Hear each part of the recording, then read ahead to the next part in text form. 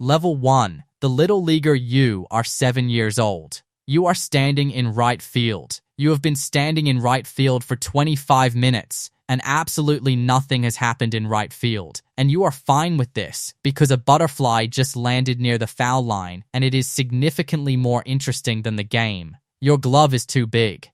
Your father bought it with room to grow, which means it currently fits like a catcher's mitt on a golden retriever. Your batting helmet has a sticker of a fire truck on it. You do not yet understand the infield fly rule. Nobody on this team understands the infield fly rule. The coaches understand it only slightly better and enforce it with the confidence of people who are mostly guessing. You swing. Sometimes you hit it. When you hit it, your father makes a sound from the bleachers you can hear from every corner of the diamond. You round first base. You are pretty sure you are supposed to stop at first base. You keep running. The third base coach is windmilling his arm at you. You have no idea what this means. You slide into home. You are safe. The dirt is in your teeth. You have never been happier. After the game, there are juice boxes and orange slices. This is the part of baseball nobody tells you will never come back. At every level above this one, there are no juice boxes. There is only the game, getting harder, asking more from you, giving less back in the form of snacks. You do not know this yet. You eat your orange slices. Everything is fine. Level 2, the travel ball kid. You are 10. Someone told your parents you have real potential. This was either the best or worst thing that ever happened to your family, depending on how you do the math in about 6 years. Your parents are now spending somewhere between $2,000 and $5,000 a year on fees, equipment, tournament entry costs, and hotel rooms. Nobody calculated this number at the start. The number grew the way debt grows gradually and then all at once. Your father has a spreadsheet now. Your mother does not look at the spreadsheet. You are good, not just for your age, genuinely good. Your swing is level and quick. You track the ball well from the moment it leaves the pitcher's hand. The coaches talk about your ceiling, which is a word adults use in youth baseball that means the imaginary future version of you that justifies the current expenditure. You do not know about ceilings yet. You just know you are getting better every week, and that for now is enough. The tournaments are long, 3 games on Saturday, 2 on Sunday. You eat sunflower seeds by the bag. You sleep in hotel rooms with teammates, and nobody actually sleeps. And the coaches knock on the door at 11, and everyone pretends to be asleep, and the coaches pretend to believe it. You lose a championship game on a walk-off hit in the bottom of the 6th. You cry in the parking lot where you think nobody can see you. Your dad sees you. He doesn't say anything. He puts his hand on your shoulder. You will remember this longer than you remember the loss. Level 3, the high school prospect. You are 16 and starting on varsity as a sophomore. The juniors and seniors who did not love this development have reached a mutual understanding with you that is communicated entirely through hustle and silence. A scout attended your game on a Tuesday in April. He sat on the third base side with a radar gun and a notebook and a hat pulled low. You tried not to know he was there. You knew the entire time. Your first at bat, you lined a double into the left center gap. The scout wrote something. You have spent approximately 40 hours since then trying to figure out what he wrote. The recruiting process in baseball starts earlier than most sports and moves slower than most processes. You are being watched by people you may never meet for decisions not communicated for another year or two, based on projections about who you will become physically. You are not being evaluated for who you are. You are being evaluated for who you might be, which is a strange pressure to carry while also trying to pass app chemistry. You throw 88 miles per hour off the mound. By graduation, you will throw 91. Someone at a showcase clocks you at 92 on your last pitch of the day, and you do not know until your coach tells you afterward. And your brain does something it has never done before, immediately start calculating how many miles per hour away from a professional baseball contract you currently are. The answer is not as many as it used to be. Level 4, the college player. You are 18. You signed with a Division I program in the SEC. You have a partial scholarship, not a full ride.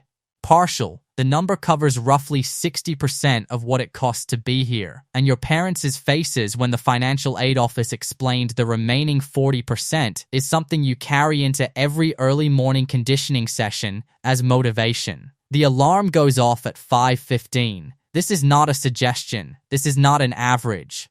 This is what happens every morning, including weekends during full conditioning, which exists primarily to identify which players will dissolve under pressure and which ones will keep showing up.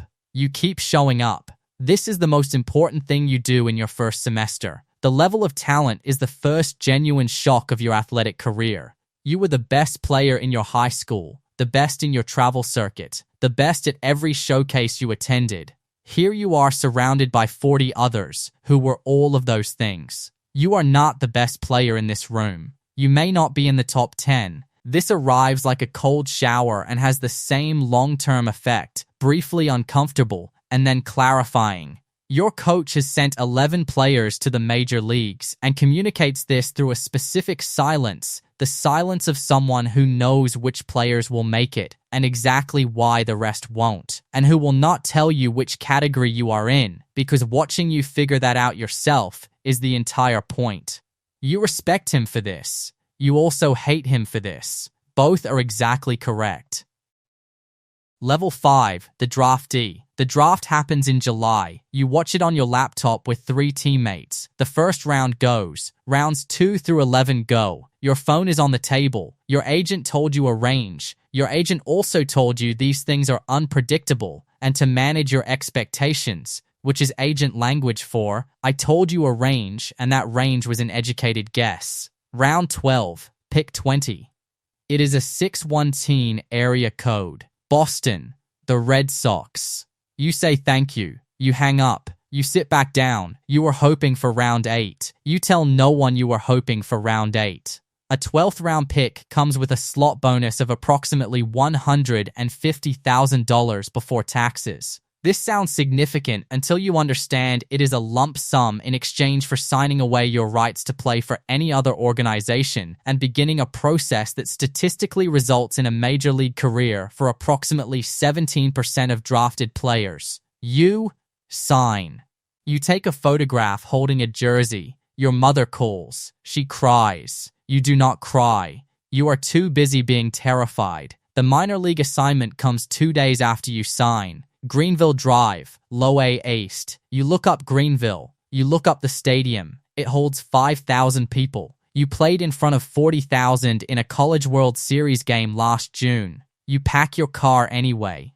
Your college coach shakes your hand the day you leave campus. He says, everything you think you know about how hard this is going to be is wrong, not because it will be easier. You remember this sentence every day for the next 3 years. Level 6, the minor leaguer. You are in Greenville, South Carolina, or Salem, or Hickory, one of the mid-sized American cities hosting minor league teams with names like the Drive, the Volcanoes, the Crawdads chosen by marketing departments trying to make single-A baseball sound exciting to families looking for something to do on a Tuesday in June. Your salary in single-A is $1,100 a month, not per week, per month. You eat at Subway because Subway is across the street and gives players a discount. You eat there so often that the employees know your order and start making it when they see you coming. This becomes a comfort somewhere around week 6, which tells you something important about how quickly standards adapt to circumstances. The bus rides are the thing nobody prepares you for. 8 hours from Greenville to Asheville, 11 hours from Salem to Spokane. You sleep in positions your body will catalog as grievances for the next decade. The older guys in the back have techniques developed over seasons of this. You try to replicate them. You cannot. Not yet. Give it a season. You hit .271 in your first full season. The organization sends a development report in September. It says your contact rate is improving, your walk rate is below average, your arm grade's above average. It does not say whether they think you will make it. Nothing in minor league baseball ever directly says whether they think you will make it. You read the report like a man trying to find his prognosis in a doctor's notes. The lines do not give you a clean answer. Level 7, the September call-up. The call comes on August 30th. Your manager pulls you aside after batting practice and tells you the big club wants you in Chicago by tomorrow night. He says this matter-of-factly because the matter is a fact, and because he has delivered this news many times and has learned not to predict the reaction. You nod. You say thank you. You sit at your locker and stare at your cleats for 4 minutes. You walk into Wrigley Field through the player's entrance on a Tuesday afternoon in September, and you stop in the tunnel. The outfield is visible from the tunnel. The ivy is green. The afternoon light is doing something specific to the field that stops you mid-step. A veteran outfielder nearly walks into you from behind. He says, without breaking stride, "First time?" You say yes. He says, "It gets worse." He keeps walking. You stand there 3 more seconds. Then you go find your locker. You get into a game on September 14th. 8th inning, pinch hit appearance, score already 7-2. Your name is announced over the Wrigley PA to 22,000 people, and the sound enters your body differently than any sound ever has. You ground out to second on a 2-1 fastball you were sitting on and did not hit. You jog back to the dugout. A veteran says, "Nice ab." You sit down. Your hands are still shaking. They send you back down 11 days later. Those 11 days are yours forever.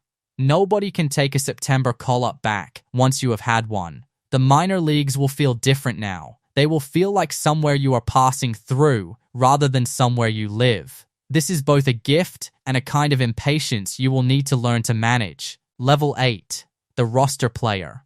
You made opening day at 26, not as a starter, as a bench piece, a right-handed bat, a defensive replacement. Your value is described by coaches in terms like versatile and professional and good in the clubhouse, all of which you absolutely want to be, and which also mean your at-bats are rationed like a scarce resource.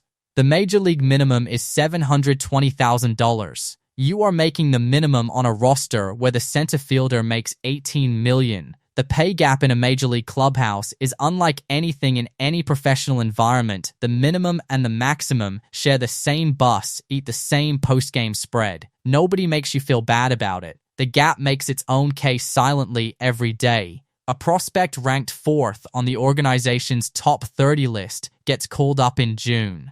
He plays your position. He is 22. He can do things with a bat that you watch from the bench with the specific feeling of someone who has just seen the future arrive and understood what it means for their present. He is not better than you in every way. He is better in the ways that are going to matter. You know this. The front office knows this. You are sent to AAA in August and called back up in September for the 3rd consecutive year. This was not the plan. You do not discuss this directly with anyone, because discussing it would require acknowledging something about your trajectory that you are not yet ready to acknowledge in words. Level 9. The veteran. You are 31. 11 years of professional baseball. 3 organizations. A career average of about .267, which is honest work, not the kind that generates all-star votes or changes a family's financial situation for generations, but 11 years of competing at the highest level of the sport. That is a real thing regardless of the number. The young players on the roster were born in 2003. They call you by your last name with a respect that contains a slight formality, the way you speak to someone who has been somewhere you have not been yet. You do not give advice unprompted. This took years to learn. Early in your career, you gave it constantly because you mistook enthusiasm for wisdom. Your body has negotiated a separate agreement with the schedule. The hamstring that tightens during August day games. The shoulder requiring 40 minutes of band work before it feels reliable. The training staff knows your body's calendar better than you do. You are stretched, iced, stimmed, and mobilized with the efficiency of a pit crew because the machine has to run regardless of what it thinks about the mileage. You have earned things in this game that are not in the stat line. You know how to lose without letting the loss follow you into the next day. You know which teammates need to be left alone before a game and which ones need someone to talk to. None of this shows up in the box score. All of it shows up in the clubhouse, which is where baseball actually lives. You hit a walk-off single in the 9th of a meaningless September game in front of 11,000 people on a Wednesday. It is your 982nd career hit. The dugout comes out. Your teammates are genuinely happy in the way that people who know exactly how hard this is are happy for each other. You hold the ball on the way to the locker room, not for anyone else, for yourself, because you know what it cost. Level 10, the lifer. You retired at 34. Not dramatically, no press conference, no farewell tour. Your contract was not renewed in November. You knew it was coming. The front office was professional and fair. You thanked them and meant it because the game had been better to you than the math said it should have been. 14 years of professional baseball, 9 organizations, parts of 7 major league seasons, 1,012 career plate appearances, 8,264 average, and a single moment in Game 6 of the 2028 Alks when you hit a 2-out, 2-run double in the 7th inning off a slider you read correctly from the first frame of the windup, and the stadium made a sound you have replayed in your memory 400 times since. It sounds exactly the same every time. You coach now, high school, back in the town where you grew up. Your field has a chain-link backstop and a scoreboard with one light permanently out, and a concession stand that closes before the 7th inning because the woman who runs it has a non-negotiable commitment to leaving by the 7th. You would not trade it. The kids are 15 and 16, and they play with an unguardedness that professional baseball spends years trying to train out of its players, and that you now spend your afternoons trying to protect. There is a kid on your team. He is a sophomore, left-handed hitter, a swing that he arrived with rather than developed the kind coaches recognize on first sight, the way musicians recognize perfect pitch. He does not know what he has yet. You watch him take batting practice on a Thursday in April, and you feel something you have not felt in years, the unmistakable recognition of the beginning of something. You write nothing down. You just watch. Some things you carry in your memory instead of on paper, because paper can be lost. Somewhere right now a kid is standing in right field. Nothing is happening. A butterfly landed near the foul line. The game is going on without him, and he is fine with this and does not yet understand that this will be the last time in his athletic life that being fine with it is allowed. He has no idea what he is beginning. He does not know about the bus rides or the development reports or the August 30th phone call. He does not know about the September call-up or the prospect ranked 4th on the list or the walk-off single in front of 11,000 people. The travel ball parking lot teaches the loss. The bus ride teaches the patience. The development report teaches the uncertainty. The September call-up teaches the stakes. The retirement teaches that the game was never going to be forever, and that the people who understood this earliest got the most out of the time they had. The kid in right field watches the butterfly leave. He looks up. The ball is in the air, coming right at him. He raises his glove.